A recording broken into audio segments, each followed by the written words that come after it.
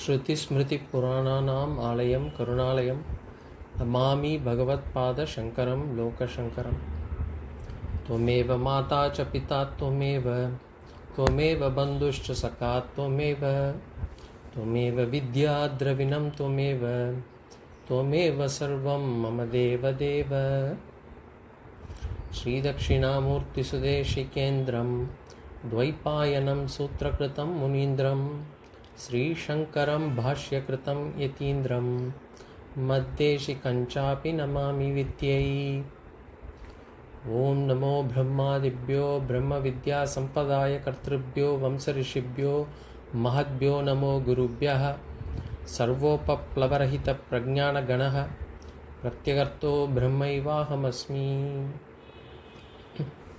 Pranams everyone. So in this introduction to Vedanta, we first saw that there are 4 human goals: Artha, Kama, Dharma and Moksha. And for attaining these 4 goals, there are something called Shastras which tell us how to attain them. And the Shastras, there are 6 layers of Shastras, or the Shastras is made of 6 layers: Shruti, Smriti, Sutra, Bhashyam, Itihasas and Puranas. And the Shastras have given a framework for us to actually pursue these goals. At a social level, at a society level, it has been given as 4 Varnas. The 4 Varnas are Brahmana, Kshatriya, Vaishya and Shudra. And at an individual level, the Shastras have given ashramas, stages of life. And that is also divided into 4: Brahmacharya, Grihastha, Vanaprastha and Sannyasa. And to attain this final goal of moksha,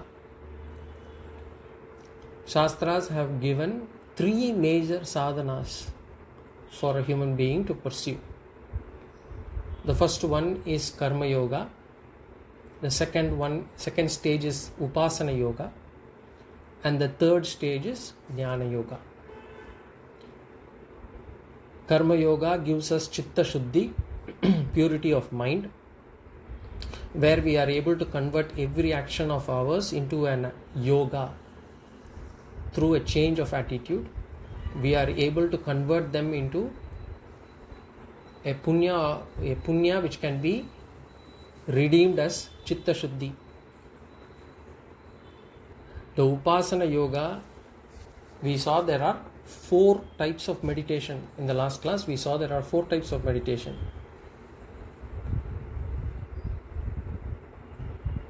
And Upasana Yoga gives Chitta Ekagrata. The 4 types of meditation are basically, number 1 is relaxation meditation, then concentration meditation, then expansion meditation, and then finally value meditation. So this gives us Chitta Ekagrata.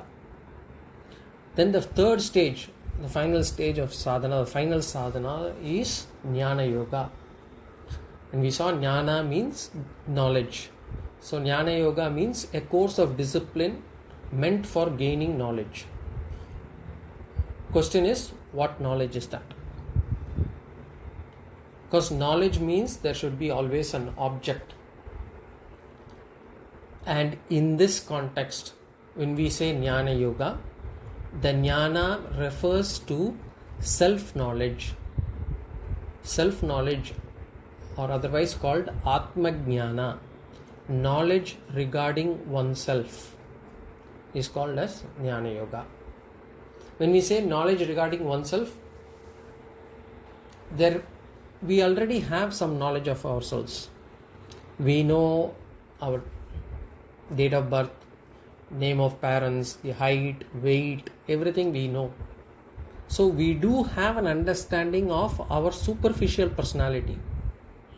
But what we discuss in Jnana Yoga is the essential nature of I.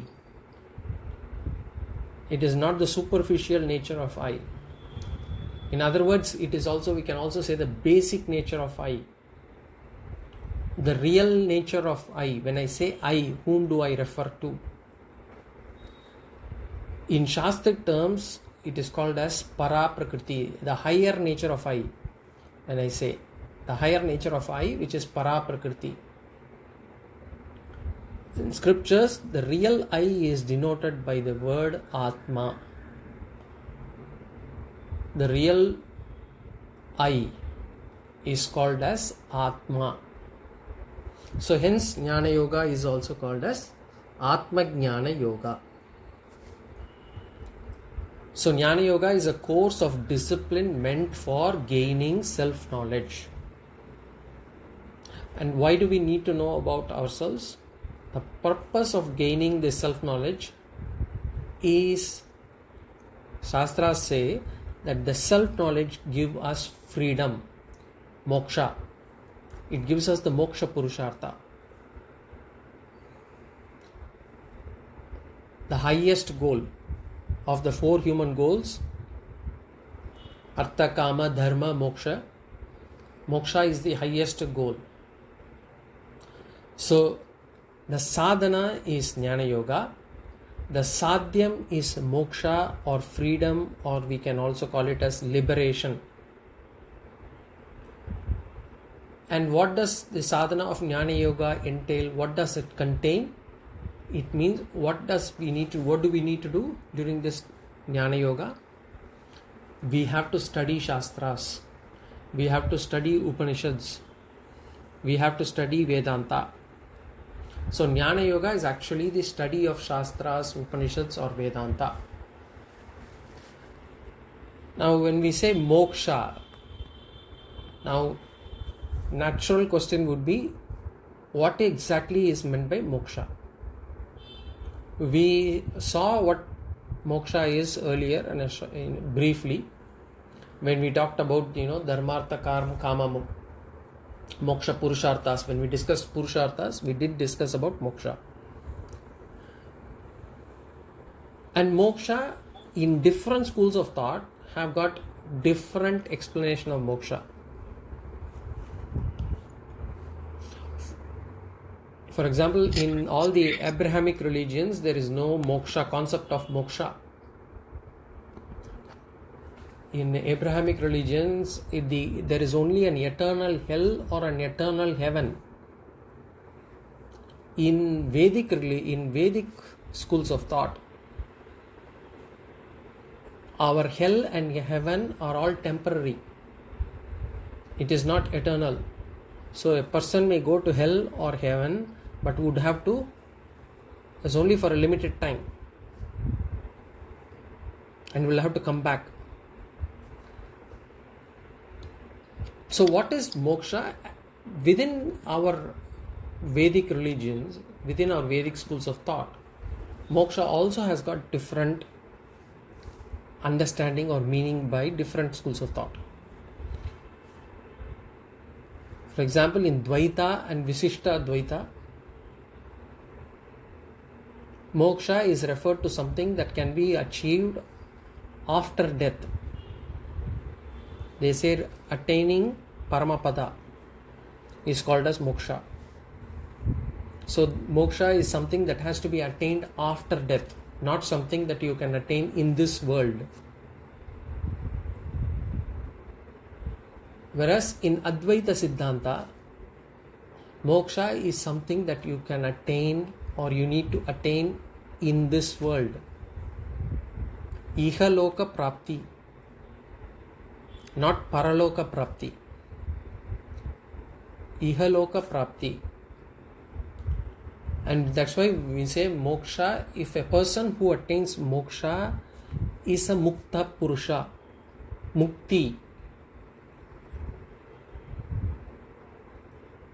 So we have this concept of in Advaita Jivan Mukti. A person can attain Jivan Mukti, can attain moksha whilst he is alive.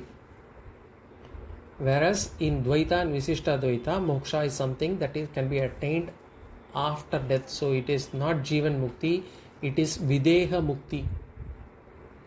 In the case of Advaita, it is both Jivan Mukti as well as Videha Mukti. Now, whether there can be two different types of moksha, answer is no. There can be only one moksha. And in terms of moksha, the common theme across all these three, Dvaita, Visishta Dvaita and Advaita, is what? That there is no more birth. People come out of that birth and death cycle. That is in all the three common. So that is the explanation or definition of moksha, that you will come out of this samsara sagara, that you will come out of this cycle. But whether there can be three different types of moksha, the answer is no, it cannot be. Just like there cannot be three Ishwaras, each one having their own kingdom. It doesn't work that way. There can be only one definition. And anyway, so moksha in Advaita Vedanta means what? To put it very simply, it means contentment. In Tamil we say mananiraivu. A contented mind is called moksha. Moksha can also be defined as not just a contented mind, but a contented mind can only come if it is free from any kind of bondage. A contented mind can be only if there is a freedom from dependence, emotional dependence. Oh, what sort of bondage we are talking about? The bondage caused by the first three purusharthas, dharma, artha and kama, or artha, kama and dharma. We saw that those three goals in the first few classes we would have discussed. Those three goals have got three doshas. One is bandham, atripti and dukkham. Dukkham, atripti and bandham. So those three goals, whatever a person has while pursuing it, or as he is pursuing it, he is bound to get bonded. He is bound to get attached to it. And what sort of bondage are we talking about? Bondage is of two types. One, when the object is present. When the presence of an object, when I say an object, it could mean people, relations, objects, possessions, circumstance, situation, the environment. It could mean anything when I say this object. So the presence of an object can cause a bondage. For example, the stress and strain of handling that object or a person, handling the relationship, especially if it's a human relationship, it becomes a big strain, stress. We call it as baraha. Baraha. In Tamil also we say barama irukku, heavy. In fact,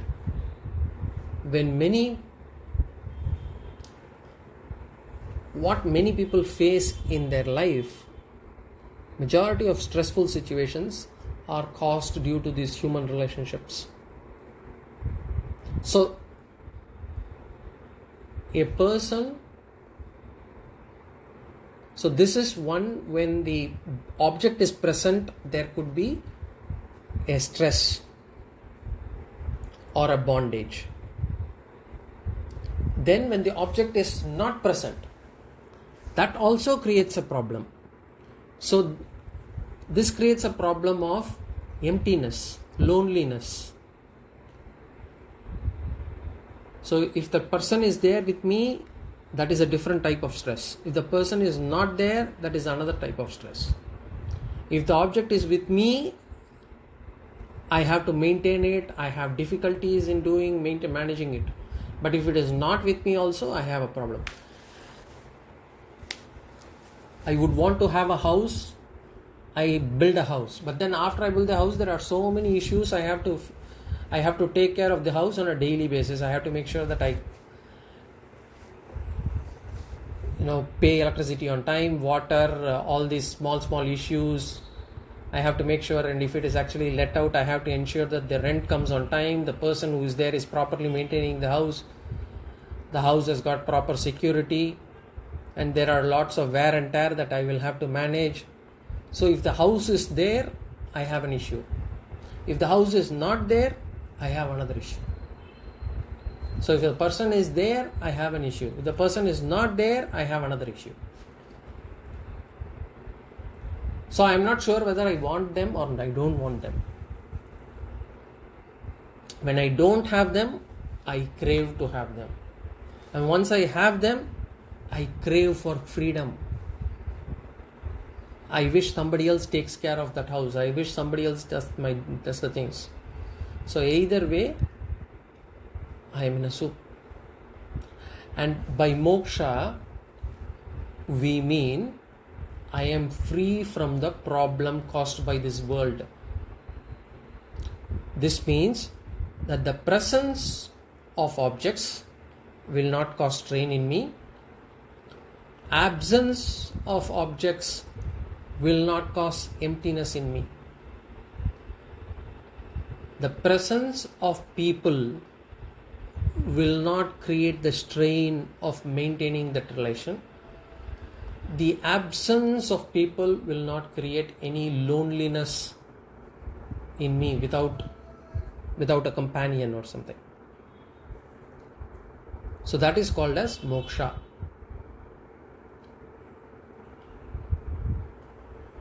Or in other words, if I can have dharma, artha, kama, when they are there, I can be happy. And if dharma, artha or kama, they are not there, even then I am happy. This is called as freedom. This is called as moksha. So with objects or people around me, I am fine. Even without those objects or people around me, I am fine, still fine. So this is the final. How do you define moksha? So this is one way to define moksha.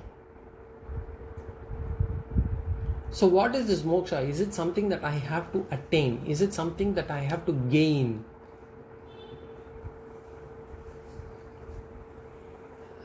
And when we discuss that, moksha is not about gaining one thing. It is about gaining the infinite. Because if there should not be any craving in me, I should have something more than what that person or the object could offer to me. So if I am not craving for something in my life, that means I have something higher than that, bigger than that, which does not make me crave for these small things. So moksha is about what? Moksha is about gaining the infinite. In Shastric terms, we say Purnam. That infinite moksha is not time bound. It is not place bound. It is about being infinite at all times. So, and one thing I'm sure, I don't have it with me right now. Now, because if it's with me already, I wouldn't say I need to attain moksha. Because if it is already in me, I wouldn't have to take any effort for it. Now, if I have to, how do I get moksha then? Can it be attained through time? Say, at the age of 65, you are given moksha. Or at the age of 80, you are given moksha. Or when you die, you are given moksha. Is it something that can be attained over time?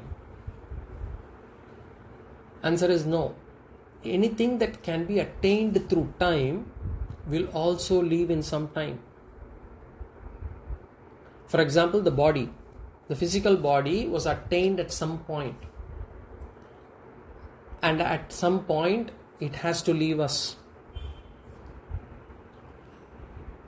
So anything that is attained through time will also leave. Nothing.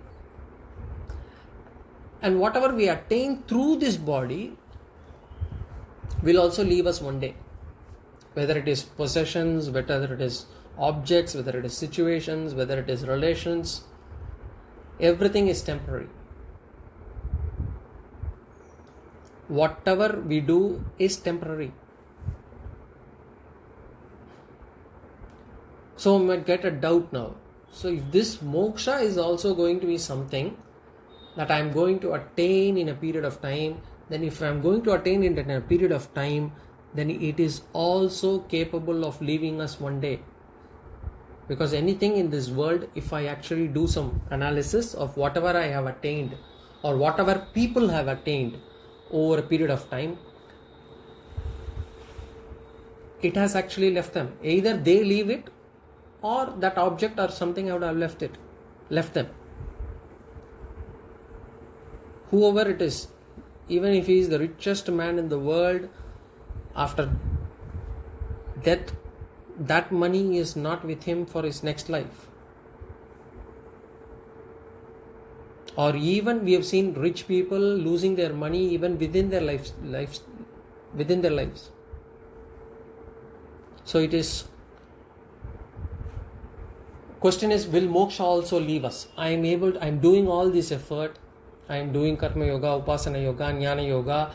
I am attaining moksha. Will this moksha also leave me? The answer is no. And why?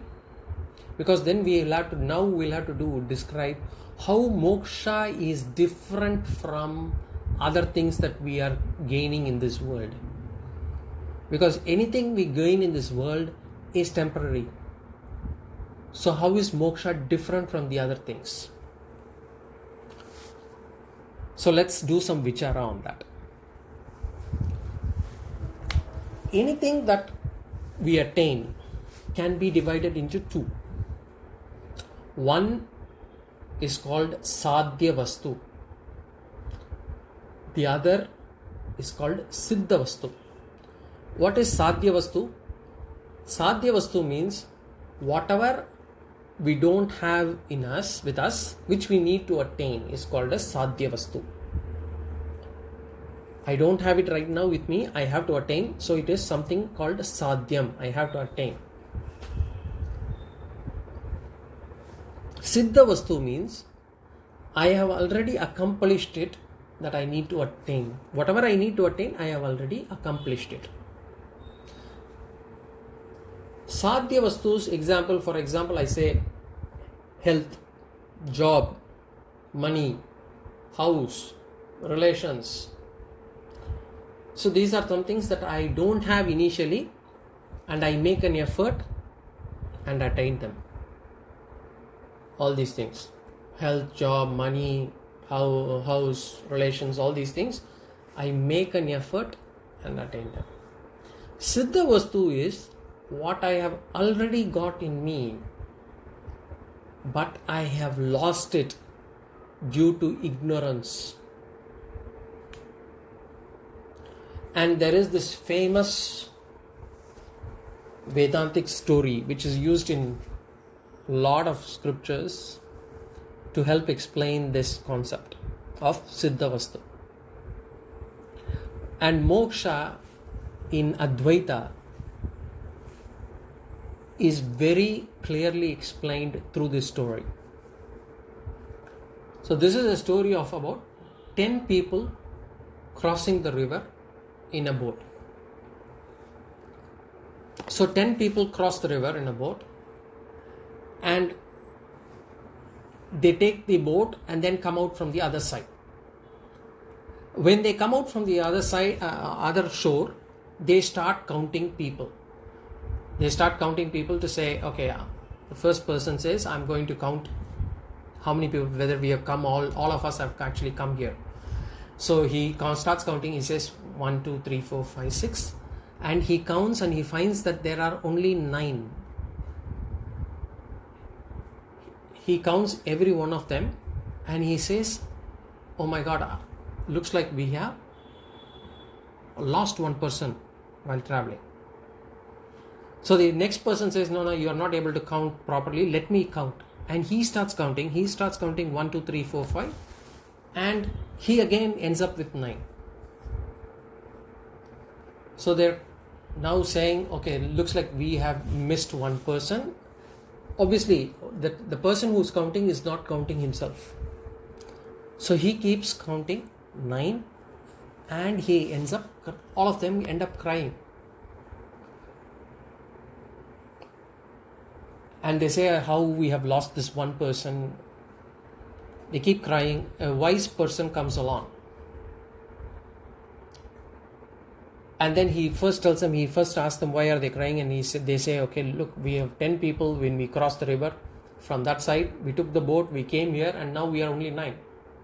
We have lost the 10th. So this person says, don't worry, the 10th person is there. First he gives them the assurance, don't worry, the 10th person is there. And then what he does is he makes the first person start counting.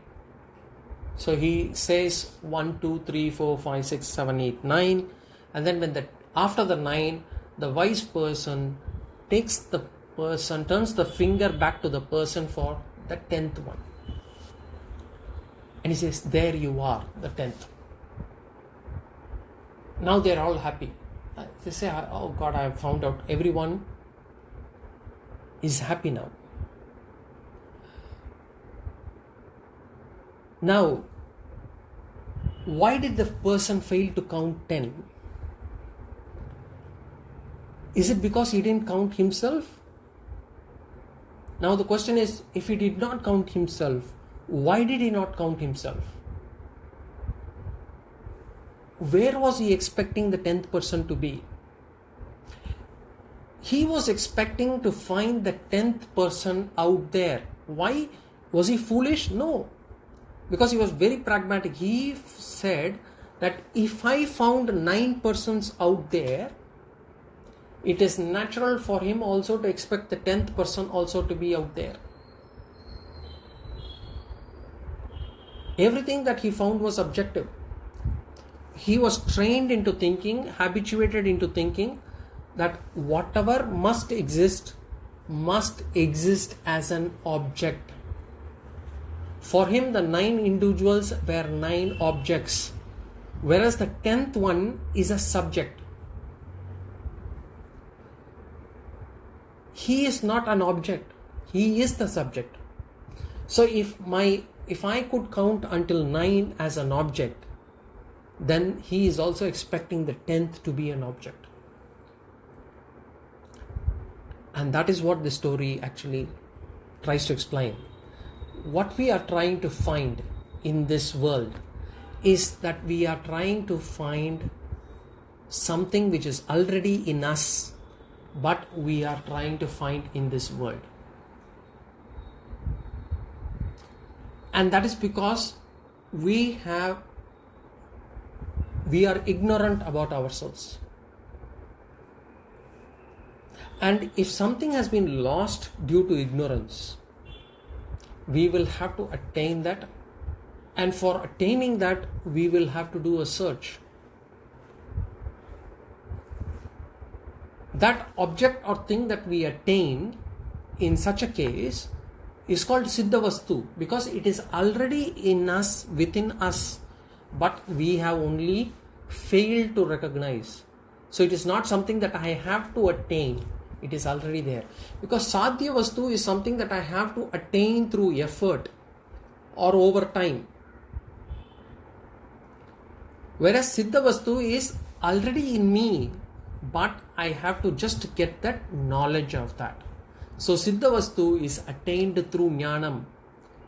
For the 10th, for the person to find the 10th individual, it just required knowledge. He didn't have to go out, search the 10th person from the bank somewhere or from the river. He need not bring it out from somewhere else. He was already there. What was missing was he didn't have that knowledge.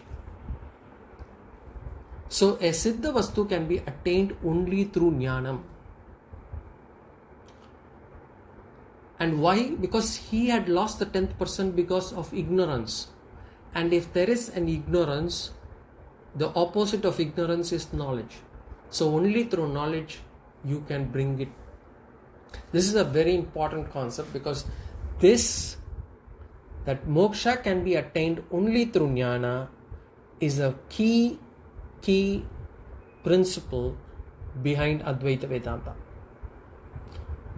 Advaita Vedanta,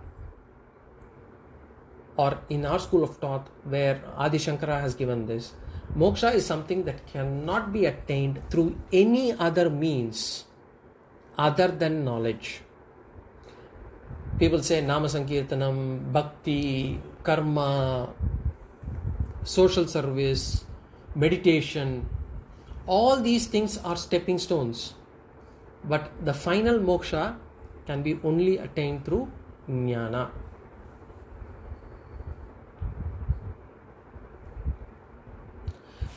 So coming back to that example of this boat, the 10 persons crossing the boat. Was the 10th person attained just after 1 hour, 2 hours? Is it something that had been attained through time? No. Is it that 10th person would be there after 3 hours? So it becomes 10 then. No, it is not the case. Was 10th person actually dragged from the boat? No. Was he actually available somewhere hiding behind the bushes or something? No. It is just that when the ignorance was removed, the knowledge was gained and the 10th person was there.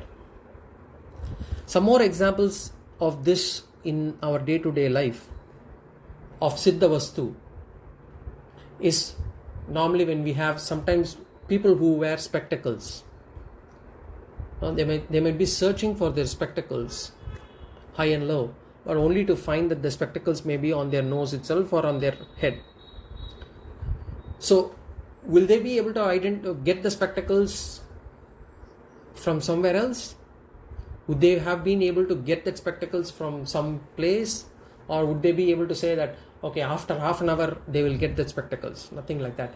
It was there within them. It's just that they were ignorant about it. Similarly, people searching for keys when they have them already in their pocket or in their handbag. They search everywhere and then finally find out that it's within themselves. So Siddha Vastu cannot be attained through effort or time, but only through knowledge, because we had not lost it in the first place. The 10th person was not drowned in the first place. The keys were not lost in the first place. The spectacles were not lost in the first place. It's just that we had failed to recognize. So now we can understand that moksha is something that can be attained through knowledge. So this moksha in Advaita Vedanta is a Siddha Vastu. The knowledge of self has been lost. And something which we have lost due to ignorance, we will have to remove that ignorance. Now this connection is clear. First of all, moksha is a Siddha Vastu, and why Siddha Vastu requires knowledge? Because we are ignorant. Opposite of ignorance is knowledge, and therefore only through knowledge we will be able to remove ignorance, and therefore only through jnana or knowledge we will be able to get moksha. Now this connection is established. Now I also said we will have to study Shastras, Vedanta to gain this moksha. So the next question is, why study Shastras for getting this knowledge? What is the connection between Shastras and moksha? See, where we need to understand the relationship is when it is not really obvious. For example, I don't need to teach somebody or make people understand that, if you have to remove hunger, you will have to eat. This is an obvious thing. I don't need to teach somebody out of it. Anybody who is hungry will know that he has to eat for him to remove his hunger. Because it is obvious. It is experienced by everyone. But here, when I say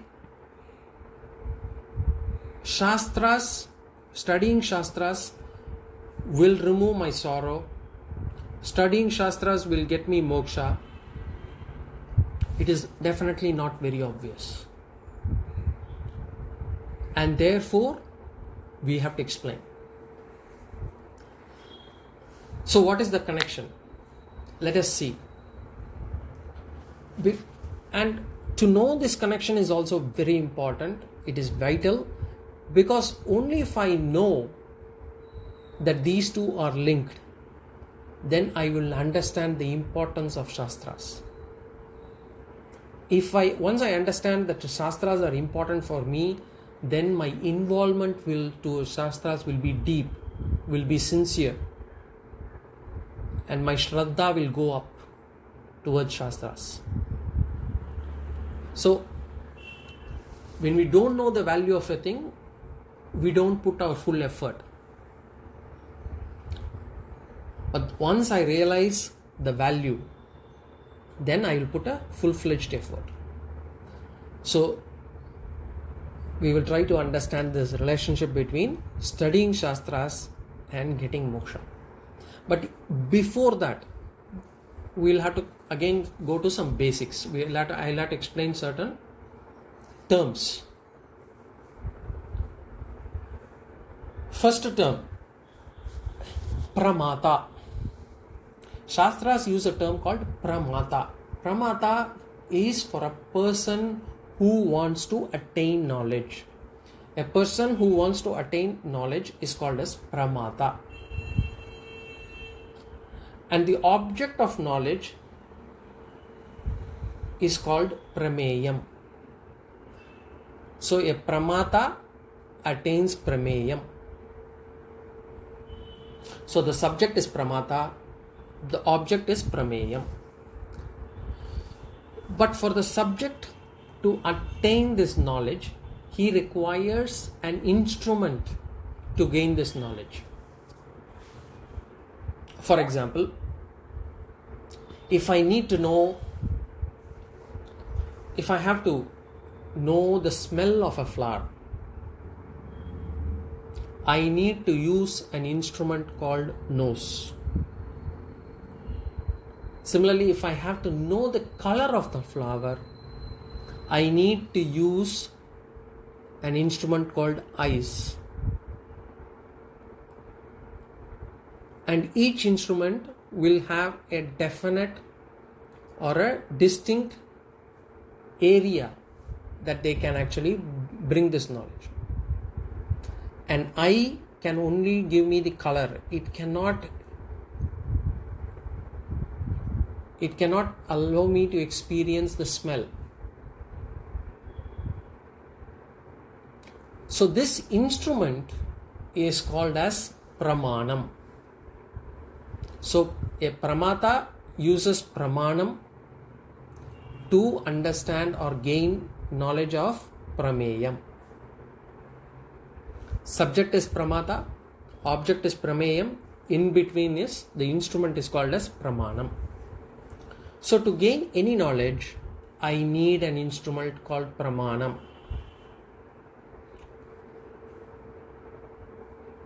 So in this world, for us to gain knowledge on Shabda, Sparsha, Rupa, Rasa, Gandha. Shabda meaning sound. Sparsha meaning touch. Rupa means form. Rasa means taste. Gandha means smell. Sabda, Sparsha, Rupa, Rasa, Gandha. I use 5 different instruments. It's not the same instrument. I use 5 different instruments. For Shabda, sound, I use ears. For Sparsha, which is touch, I need skin. For Rupa or the form, I need eyes. For a Rasa, the taste, I need tongue. For Gandha or the smell, I need nose. So the Shastrams point out that the instrument you make use of, the pramanam that you make use of, will depend on the object that you want to know. So the pramanam always depends on the prameyam. It cannot depend on your fancy or your free will or your comfort. So if I have to know the color of the object, I have no choice but to use my eyes. I cannot say, okay, it doesn't matter, let me use my tongue to find the color. It cannot work that way. So a jnanam, the knowledge, is acquired by using the appropriate pramanam. So once I decide on prameyam, I should only use the right pramanam to gain that knowledge. The pramata does not have a choice. We'll have to understand that. Now, we have to find out which pramanam should I use. Which pramanam should I use to gain a particular knowledge? So if I want to gain a particular knowledge, I have to use a specific pramana. In this case, if I want to gain knowledge about self-knowledge, which pramanam should I use? Now I have all these 5 instruments at my disposal. I have my ears, skin, eyes, tongue and nose. But they are all extrovert. They are all extrovert instruments. They are only capable of studying the objective world. It can only study the external world. None of the instruments is capable of studying the very subject behind these instruments. It can only study the prameyam. It cannot study the pramata. But what I have to know? I have to know about self. I have to know about pramata. So obviously the pramanam, these 5 pramanam, these pancha pramanas, these 5 instruments have an intrinsic limitation. And so is science. One of the things that we generally tend to do is to actually always try to validate whatever we understand from Shastras through science. We try to validate what we learn from Shastras through science. But understand, science also is something that is only capable of studying the objective universe. It cannot study the student. Let me give you an example why studying the subject is difficult. Let's take an eye. The eyes can perceive everything in this creation. But unfortunately, the eyes have a limitation that they cannot see themselves. I mean, don't bring in the mirror and other things. Eyes by itself cannot see itself. This is because the eyes are extrovert. It cannot study themselves. The law is the subject is never subject to objectification. A subject can never be objectified. This is a very important concept. It's true everywhere. A subject cannot be objectified. Similarly, I cannot study myself. I cannot study myself. So self-knowledge will be elusive for human being. Even material sciences, because the material sciences is also only on the extrovert world. So if I have to study, there is a way out. For example, if I have to see my own eyes, now I bring the concept of mirror. So I will have to learn to take the help of another external object or factor, a mirror. And then using that mirror, I am able to see my eyes. But I should understand, I should be humble enough to accept that my eyes cannot directly see themselves. This has to be made clear. And therefore, I require the assistance of an external mirror. And with the help of the mirror, I can see my own eyes. Similarly,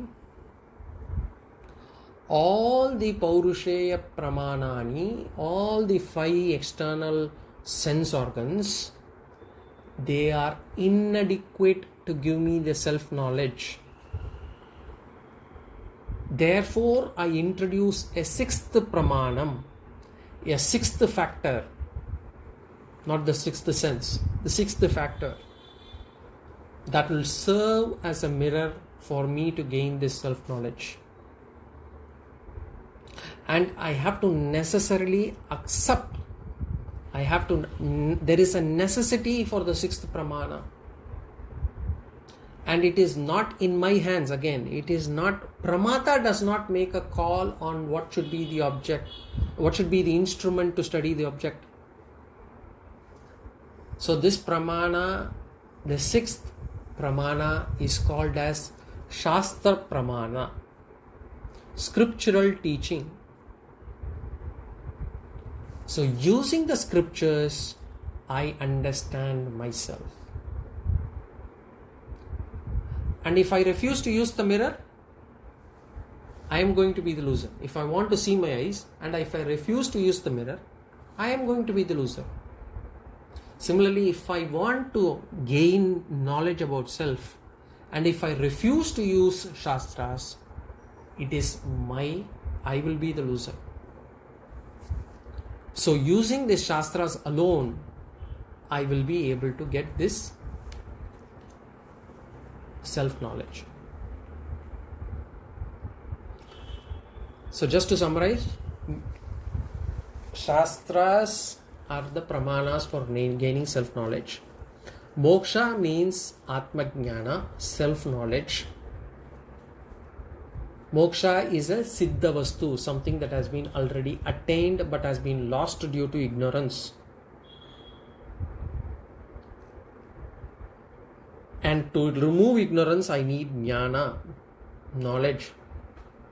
So all this meditation, Kundalini Yoga, Sharanagati, Bhakti, all this sadhana will not allow me to know myself. If something has been lost due to ignorance, only knowledge can help you gain it back. And to help me gain back this knowledge, I cannot study on my own, I cannot understand on my own, because I will not be able to objectify myself, and therefore I need the 6th Pramana, which is Shastra Pramana, Vedanta Shastra as the Pramana.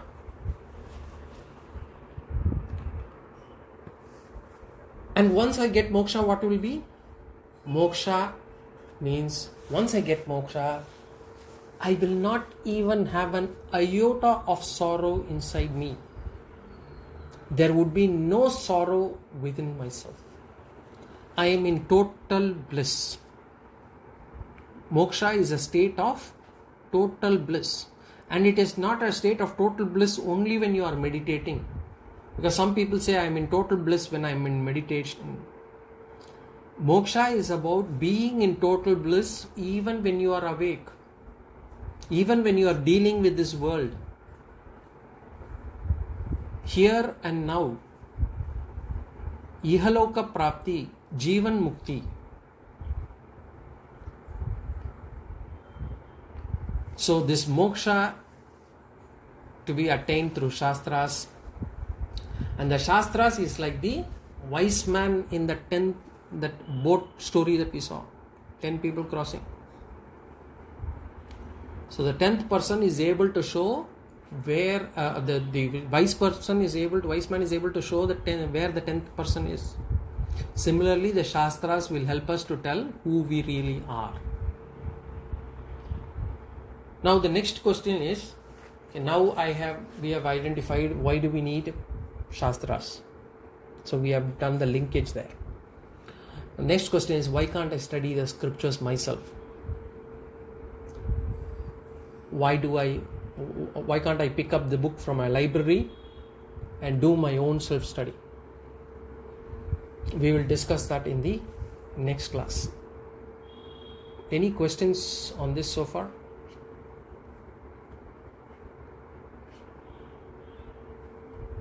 Let me see.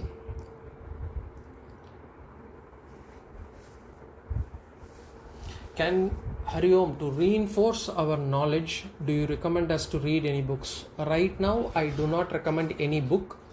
Right now, I will suggest you to have attend classes. But later on, maybe I will recommend some books. Can we consider gurus as a pramana for jnana? Gurus are not pramanas. Guru's vakyas become pramanas if they are saying it from the Shastras. But gurus are required, this we are going to discuss in the next class anyway. So I'll probably answer it in the next class because we are going to discuss that. Any other questions?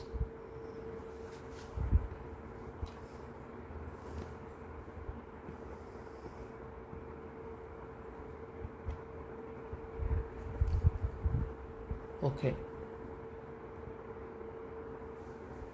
If not, then we will continue it in the next class because this is a logical break and I would like to take this break here. We will continue in the next class. Om Purnamadah Purnamidam Purnat Purnamudachyate Purnasya Purnamadaya Purnameva Vashishyate. Om Shanti Shanti Shanti. स्वस्ति प्रजाभ्यः परिपालयन्तां न्यायेन मार्गेण महिं महिषाः गोब्राह्मणेभ्यो शुभमस्तु नित्यं लोकाः समस्ताः सुखिनो भवन्तु. हरिः ओम श्री गुरुभ्यो नमः.